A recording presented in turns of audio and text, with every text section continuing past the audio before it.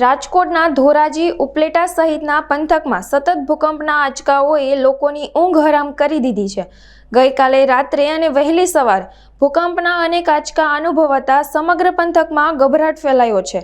ખાસ કરીને ધોરાજીના બારપુરા વિસ્તારની બાદશાહ કોલોની સહિતના વિસ્તારોમાં ધરાધ્રુજતા લોકો ઘરની બહાર દોડી આવ્યા હતા।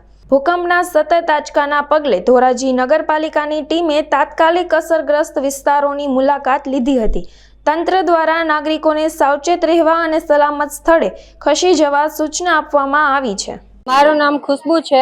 હું ધોરાજી બારપુરા વિસ્તારમાં રહું છું, બાદુલ્લાશા કોલોનીમાં। ઘણો અહીંયા ડરનો માહોલ છે। બધા વડીલો અથવા નાના બાળકો બધા ઘરની બહાર નીકળી આવ્યા। અત્યાર સુધી આંચકા આવતા હતા, સવારના 6 વાગ્યાથી શરૂ થયા હતા। રાતના એક આંચકો આવ્યો તો 9:15 અત્યારે પણ ડરનો માહોલ ઘણો છે।